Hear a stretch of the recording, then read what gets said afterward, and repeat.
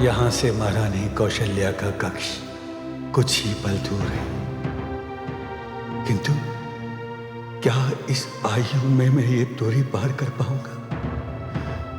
यदि पार कर भी ली तो क्या मैं श्री राम को ये बता पाऊंगा कि मेरे कानों ने क्या सुना है?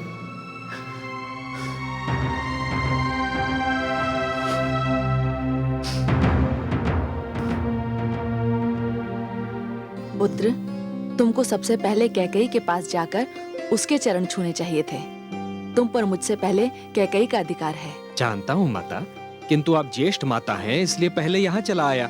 अब यहाँ से सीधे छोटी माँ के पास जाऊंगा और उनके चरण कमलों की पूजा करूंगा। शीघ्र ही उसके पास जाओ। तुम जानते हो वो तुमसे कितना प्रेम करती है। महाराज ने अभी उसे ये शुभ समाचार भी नहीं दिया कि तुम आज युवराज बनने वाले हो।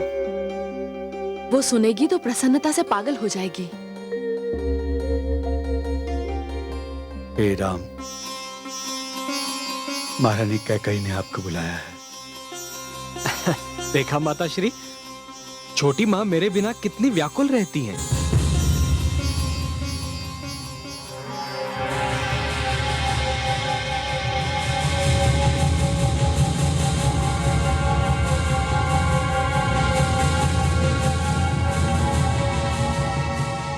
महामंत्री सुमंत,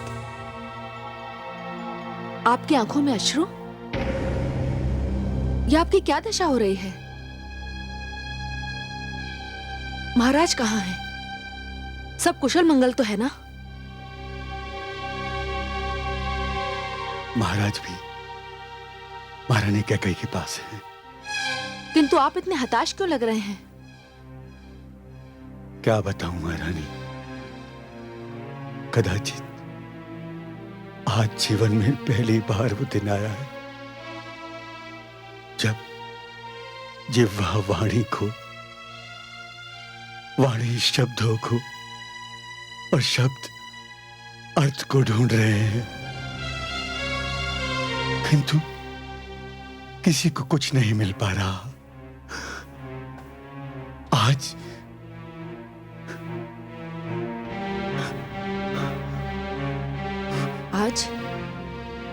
ऐसा क्या हो गया महामंत्री? बताइए तो सही। अब श्री राम नहीं, राजकुमार भरत युवराज बनेंगे।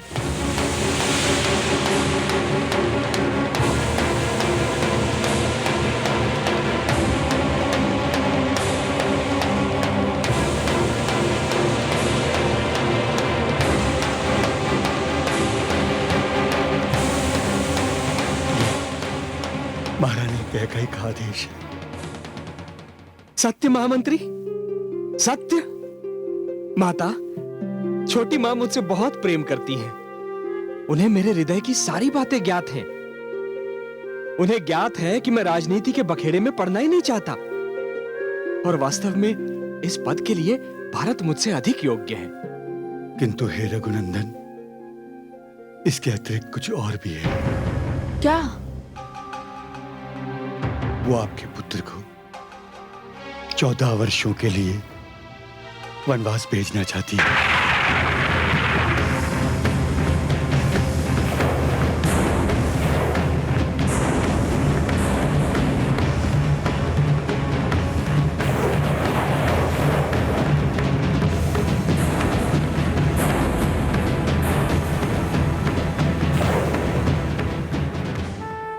यदि मेरी छोटी माँ ने ऐसा कहा है तो अवश्य ही इस निर्णय का मेरे जीवन में कोई महत्व होगा। चलिए महामंत्री जी, मैं चलता हूं आपके साथ।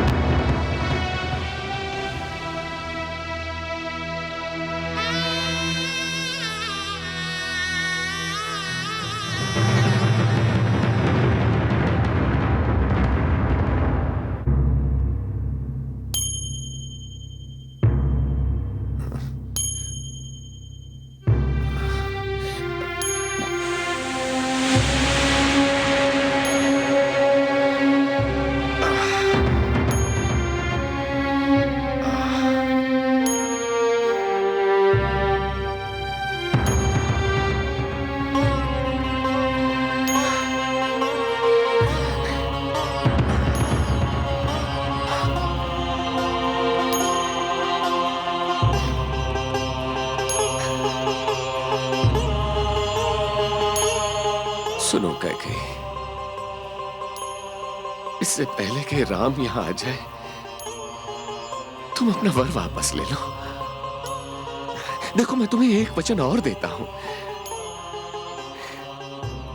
मैं राम को लेकर अयोध्या से कहीं बहुत दूर चला जाऊंगा, और जब तक तुम न चाहो, हम यहां कदापि वापस नहीं लौटेंगे। ये तो तुम्हें स्वीकार है ना?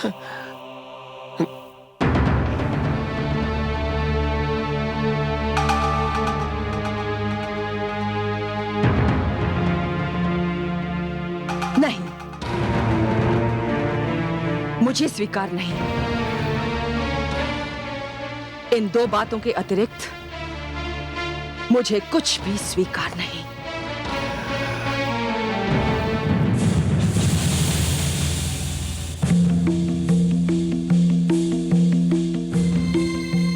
माताश्री,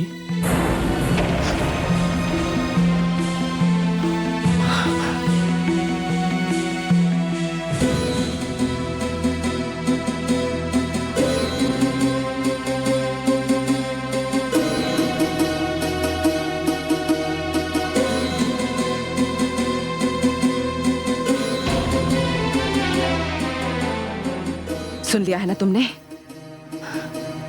अयोध्या के युवराज तुम नहीं होगे, मेरा पुत्र भरत होगा। हाँ, सुन लिया माता।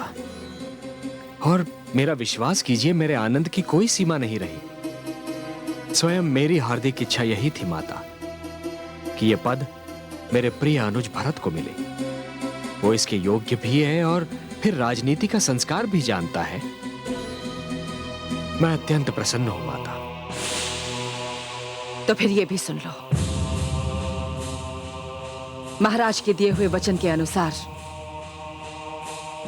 तुम्हें आज ही अयोध्या छोड़कर वन जाना होगा, और 14 वर्ष के लिए वन में ही रहना होगा। माता, मुझे वन भेजकर आप मुझ पर उपकार ही कर रही हैं। मैंने सुना है कि वनवासी बहुत निर्धन होते हैं, बड़ा कष्टदायी होता है उनका जीवन।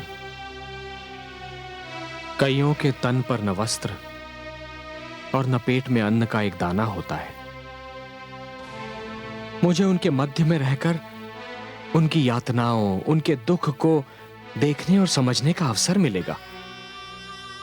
उनके कष्टों का निवारण करने के कुछ उपाय सोचने का अवसर मिलेगा। माता, ऐसा उपकार तो मुझ पर आप ही कर सकती थी, जो मुझ पर इतना स्नेह करती हैं। मैं आपका धन्यवाद किस प्रकार दूं? नहीं पुत्र, नहीं। इस दुष्टा की बातों में मत आना। नहीं पुत्र। पिताश्री, पिताश्री, पिताश्री, संभल कर। पिताश्री,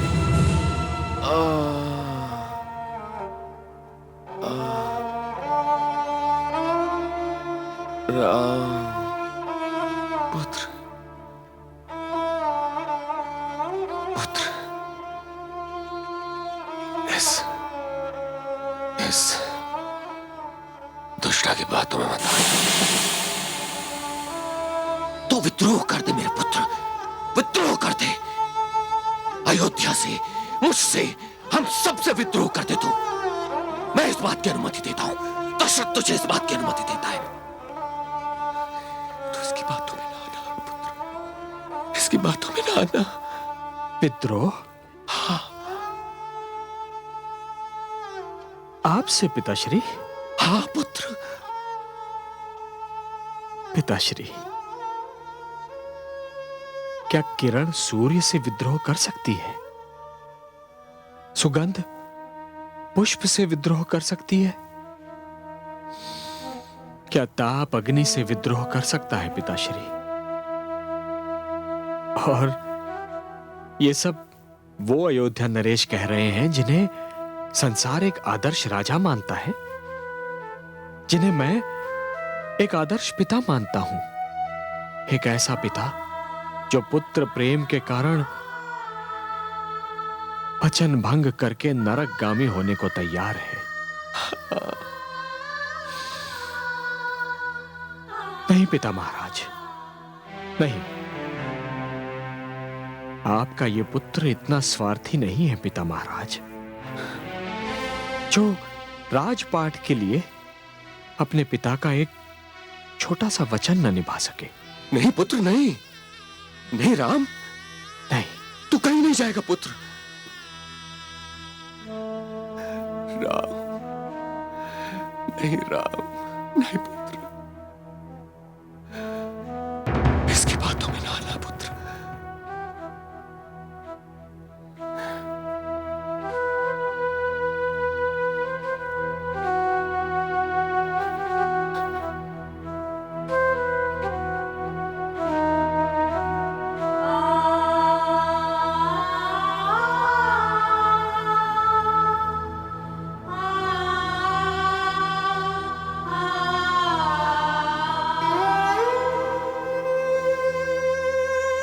माता, माता, आपका आदेश सिर आंखों पर माता, आपका आदेश सिर आंखों पर। मैं वन प्रस्थान करने की तैयारी करता हूं माता, बस आशीर्वाद दे दीजिए।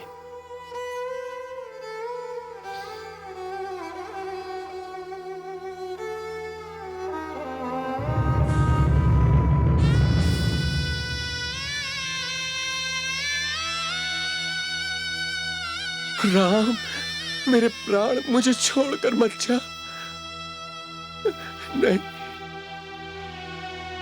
राम, राम मेरे पुत्र, रुक जा, मत जा पुत्र, मत जा, रुक जा, रुक जा मेरे पुत्र, रुक जा, रुक जा, मत जा पुत्र, मत जा।